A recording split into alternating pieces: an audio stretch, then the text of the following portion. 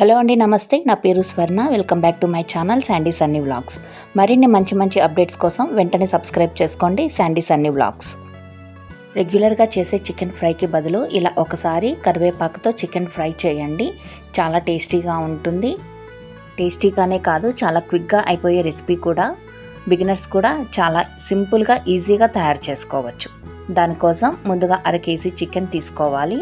ఇలా ముక్కలు మీడియం సైజులో తీసుకోవాలి.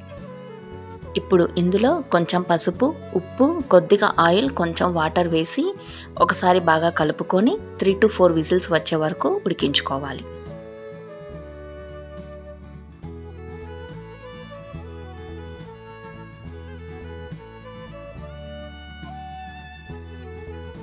ఇప్పుడు ఈ రెసిపీ మెయిన్ ఇంగ్రీడియంట్ కరివేపాకు ఒక 25 రెమ్మలు తీసుకొని ఇలా ఒలిచి పక్కన పెట్టుకోవాలి.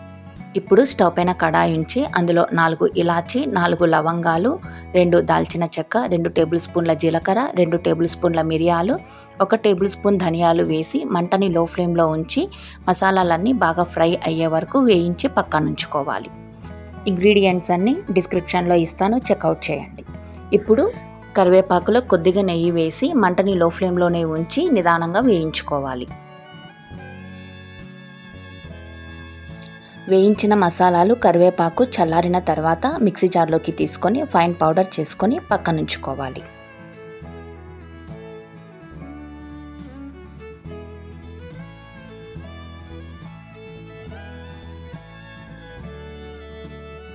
ఇప్పుడు చికెన్ ఉడికిందో లేదో ఒకసారి చెక్ చేద్దాం.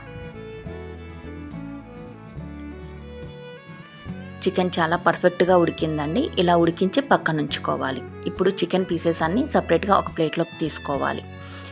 ఈ వాటర్ని మనం సపరేట్గా ఉంచుకోవాలి. ఇప్పుడు స్టవ్ పైన కడాయి ఉంచి అందులో 3 టేబుల్ స్పూన్ల ఆయిల్ వేసుకోవాలి. ఆయిల్ బాగా వేడెక్కాక అందులోకి 4 పచ్చిమిర్చి చీలికలు, చిన్నగా తరిగి ఉంచుకున్న ఉల్లిపాయ ముక్కలు వేసి వేయించాలి. ఉల్లిపాయ ముక్కలు కొద్దిగా సాఫ్ట్ అయ్యాక ఇందులోకి అల్లం వెల్లుల్లి పేస్ట్ వేయాలి. అల్లం వెల్లుల్లి పేస్ట్ పచ్చివాసన పోయి ఉల్లిపాయ మంచి కలర్ వచ్చే వరకు వేయించుకోవాలి. ఇలా వేగాక ఇందులోకి చికెన్ ముక్కలన్నింటినీ వేసి ఒకసారి కలుపుకోవాలి. ఇలా కలుపుకున్నాక ఇందులోకి చికెన్ వాటర్ని ఒక 1/2 కప్పు దాకా వేసుకోవాలి. ఇప్పుడు వేయించి పౌడర్ చేసి పెట్టుకున్న కరివేపాకు పొడిని ఒక 2 టేబుల్ స్పూన్లు వేసుకోవాలి. మంటని హై ఫ్లేమ్లోనే ఉంచి చక్కగా కలుపుకోవాలి. ఈ ప్రాసెస్ అంతా హై ఫ్లేమ్లోనే జరగాలి. చికెన్ వాటర్ని వేసి అందులోకి కరివేపాకు పొడి వేయటం వల్ల మసాలాలు చికెన్లోకి బాగా ఇంకుతాయి. చికెన్ అన్నది చాలా టేస్టీగా ఉంటుంది. ఇలా వాటర్ కొద్దిగా ఎవాపరేట్ అయ్యాక ఇందులోకి మరొకసారి కరివేపాకు పొడిని వేసుకోవాలి.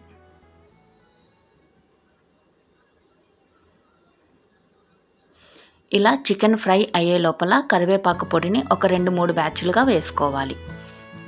టేస్ట్కి తగ్గట్టుగా సాల్ట్ని అడ్జస్ట్ చేసుకోవాలి. ఇలా మంటని హై ఫ్లేమ్లోనే ఉంచి చికెన్లోని వాటర్ అంతా ఇమిరిపోయే వరకు ఫ్రై చేసుకోవాలి. అంతే, చాలా సింపుల్గా కరివేపాకు చికెన్ ఫ్రై రెడీ. వేడి అన్నంతో సర్వ్ చేస్తే చాలా టేస్టీగా ఉంటుంది. తప్పకుండా ట్రై చేయండి. ఎలా వచ్చిందో కామెంట్ సెక్షన్లో నాతో షేర్ చేసుకోండి. మరిన్ని అప్డేట్స్ కోసం వెంటనే సబ్స్క్రైబ్ చేసుకోండి Sandy Sunny vlogs. Thanks for watching. Thanks for your time.